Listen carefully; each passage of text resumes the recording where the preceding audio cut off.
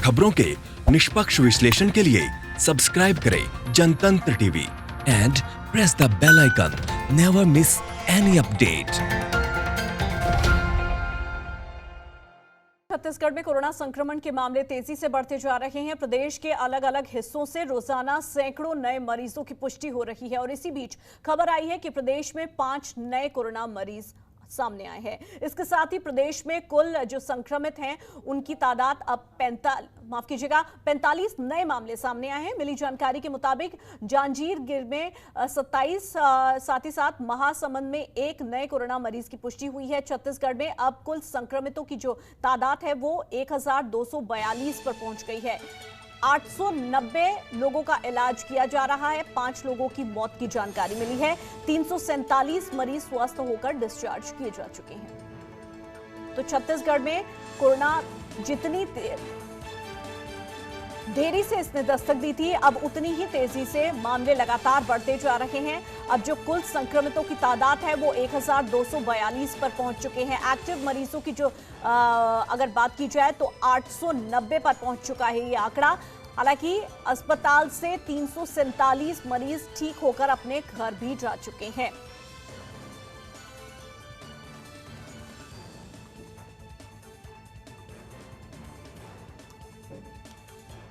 तो 1242 मरीजों के साथ छत्तीसगढ़ अब कोरोना में तेजी से आगे बढ़ता जा रहा है। हालांकि जो तादाद है रिकवरी की वो छत्तीसगढ़ में थोड़ी कम नजर आ रही है। 890 एक्टिव मरीजों की संख्या बताई जा रही है। तो अब देखना यह होगा कि प्रशासन की तरफ से किस तरह के कदम उठाए जा सकते हैं कि किस तरह से संक्रमित मरीजों का जो रिकवरी रेट है उसको बढ़ाया जा सके। आगे की रणनीति क्या होगी ये सरकार की इस पर नजर बनी रहेगी।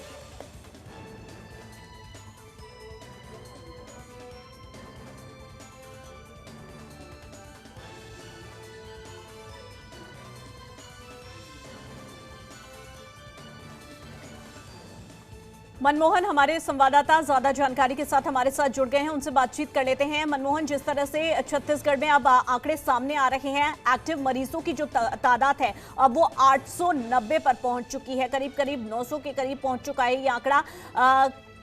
किस तरह की स्थिति छत्तीसगढ़ में फिलहाल बनी हुई है?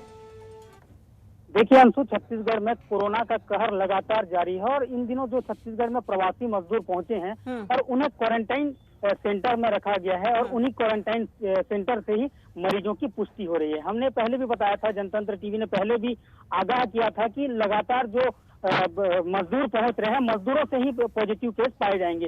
तो कोरोना का कहर जिस तरीके से तेजी से बढ़ रहा है उसे देखते हुए प्रशासन तो लगातार नजर बनाए हुए हैं, लेकिन आज सूबे के मुखिया भूपेश बघेल यहाँ पर दोपहर 11:30 बजे जिले के तमाम कलेक्टर, एसपी एवं जो आला अधिकारियों से वीडियो कॉन्फ्रेंसिंग करेंगे एवं बैठक लेंगे, जिसमें मुख्य मुद्दा होगा कोरोना से निपटने के लिए किस तरीके से आगामी दिनों में कदम उठाया जाएगा एवं सभी जिलों को एक्टिव किया जाएगा कि किस तरीके से कोरोना से निपटेंगे। ठीक है, इस पर मैं बात करूंगी मनमोहन, लेकिन उससे पहले आपसे एक सवाल और कोरोना को लेकर जानना चाहूंगी कि जिस तरह से मामले तेजी से बढ़ते जा रहे हैं, कौन से ऐसे जिले हैं जहां से सबसे ज्यादा केसेस की पुष्टि हो रही है?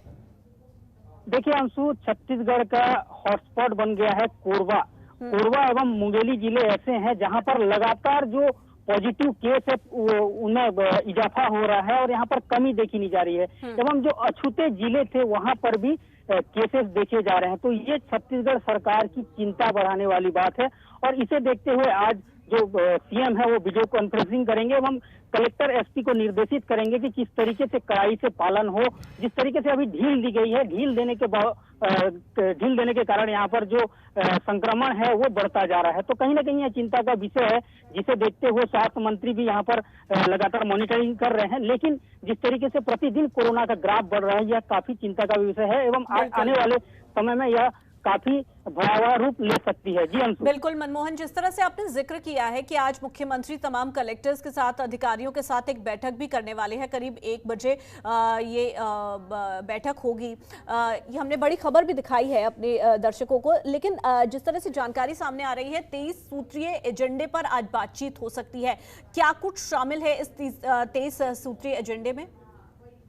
देखिए, इस 23 सूत्रीय एजेंडे में सबसे पहला मुद्दा तो रहेगा आपका कोरोना, और दूसरे में जो तरीके से जो जिस तरीके से फैक्ट्री बंद है एवं औद्योगिक संसाधन बंद है, उसे शुरू करने के लिए इस एजेंडे में शामिल किया गया है। और इस विषय को लेकर ही यहाँ पर गहन चिंतन मनन होगा। और जिस तरीके से जो मरीज पहुंचे हैं, प्रवासी मजदूर जो क्वारंटाइन क्षेत्र से मतलब बाहर निकल के जा रहे हैं, तो उन्हें रोजगार किस तरीके से मुहैया कराई जाएगी, उन्हें मनरेगा से किस तरीके से उन्हें रोजगार दी जाएगी, इन तमाम विषयों पर चर्चा होनी है। जी चलिए ठीक है, नजर बनाए रखिएगा, दोबारा आपसे जुड़ेंगे और अपडेट लेंगे। तो छत्तीसगढ़ में आज जिस तरह से मुख्यमंत्री आला अधिकारियों के साथ बैठक करने वाले हैं, कोरोना संक्रमण पे किस तरह से लगाम लगाई जाए, ये एक प्रमुख मुद्दा हो सकता है। और प्रवासी मजदूरों को रोजगार देने को लेकर भी इस दौरान चर्चा हो सकती है। आगे बढ़े तो छत्तीसगढ़ में बढ़ते कोरोना संक्रमण के मामलों को देखते हुए प्रदेश सरकार कोरोना के फैलाव को रोकने के लिए हर संभव कोशिश कर रही है। प्रदेश में क्वारंटाइन सेंटर्स की जो अवधि है वो खत्म होने के बाद जो रिपोर्ट सामने आई है, उसमें स्वास्थ्य मंत्री टी.एस. सिंहदेव ने एक बयान दिया है। स्वास्थ्य मंत्री का कहना है कि कोरोना की रिपोर्ट आने से पहले क्वारंटाइन सेंटर से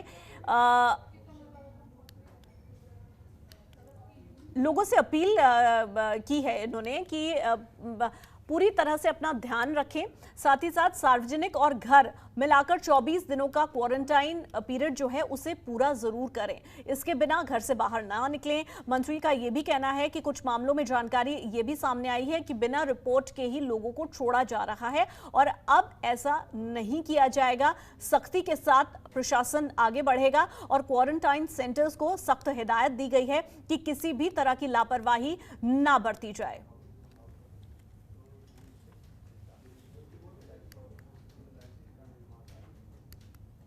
वहीं गरियाबंद जिले के पंचायत कार्यालय के सभा कक्ष में अव्यवस्थाओं को लेकर अधिकारियों और सदस्यों की बैठक हुई। बैठक में मौजूदा जनप्रतिनिधि मास्क तो लेकर आए थे, लेकिन चेहरे पर मास्क किसी ने नहीं लगाया था। यही हाल कुछ अधिकारियों का देखने को मिला। यहां सोशल डिस्टेंसिंग का भी पालन नहीं किया गया था। अधिकारियों की बारी खुद नियम और कायदा का पालन करने की आई तो खुद ही इन्होंने सोशल डिस्टेंसिंग की धज्जियां उड़ाई। हालांकि आज की बैठक कभी देखना होगा कि आगे जिस तरह की तस्वीरें सामने आ रही हैं उसके बाद किस तरह का एक्शन लिया जाता है। खुद सरकारी अधिकारी ही सोशल डिस्टेंसिंग का पालन नहीं कर रहे हैं। सरकार की तरफ से जो भी दिशा निर्देश दिए गए हैं कि मास्क लगाना अनिवार्य है, उसके बावजूद भी किसी भी अधिकारी ने इस बैठक में मास्क नहीं लगाया। साथ ही साथ सोशल डिस्टेंसिंग का भी पालन इस बैठक में नहीं होता हुआ दिखा है। चलिए आगे बढ़ लेते हैं। राजनांदगांव में बसें नहीं चलने से मालिक और कंडक्टर के साथ हेल्पर भी भुखमरी के कगार पर पहुंच गए हैं। बसों का संचालन नहीं होने से सैकड़ों कर्मचारी, बसों के मालिक परेशान हैं। लोगों के पास गुजारा करने के लिए पैसों की व्यवस्था बिल्कुल नहीं है, जिससे परेशान होकर बसों के मालिकों ने प्रदेश सरकार और केंद्र सरकार से मांग की है। उन्होंने कहा कि इस कोरोना महामारी में संघर्ष करना बेहद मुश्किल होता जा रहा है। अब लोग अपने घरों को का जो सामान है उसे बेचकर गुजारा करने को मजबूर हो गए हैं। हमारी समस्या है इन ड्राइवर लोगों की कि हम 20 तारीख से लॉकडाउन हुआ है, सिर्फ राशन मिला है और कुछ नहीं मिला है। ना हमारा रोजगार भत्ता मिला है और ना कुछ मिला है। हम अपने घर से सोने की अंगूठी जेवर बेच के पूरा कर रहे हैं। और क्या क्या समस्याएं आ रही हैं? समस्या वही है, खाने पीने की, ना रोजगार भत्ता है, ना तनख्वाह मिल रहा है, ना कुछ मिल रहा है। कंपनी कुछ दे भी नहीं रही है, ना गवर्नमेंट से भी कुछ मिल रहा है। लगभग 2.5 महीने हो गए हैं बसों का संचालन पूर्णतः बंद है। एक बस से कम 10 से 12 परिवार जुड़े रहता है। एक बस संचालन अगर होती है तो 10-12 पर उसमें मिस्त्री है, हेल्पर है, ड्राइवर है, कंडक्टर है, आवाज़ लगाने वाले, गाड़ी भरने वाले, ऐसे तो वो पर डे उनको इनकम होती है, गाड़ी सवारी भरते हैं और उनको इनकम होती है। ऐसी परिस्थिति में 2.5 महीना हो गया बेचारे, और जितना उनकी जमा पूंजी थी ख़त्म हो गई है। और ऐसी स्थिति में सरकार को उनकी मदद करना चाहिए। हम लोगों ने भी संघ के द्वारा इनके ड्राइवर कंडक्टर को आर्थिक मदद के लिए हमने भी गुहार लगाई है और हम चाहते हैं कि लगभग 2.5 महीना हो गया, 2.5 महीने में जिस आदमी को कोई काम नहीं, ये दिहाड़ी मजदूर के तरीके से लोग काम करते हैं, तो इनको निश्चित रूप से उनको सरकार को इनके लिए कुछ ना कुछ आर्थिक पैकेज देना चाहिए, भत्ते के रूप में, जैसा भी कर।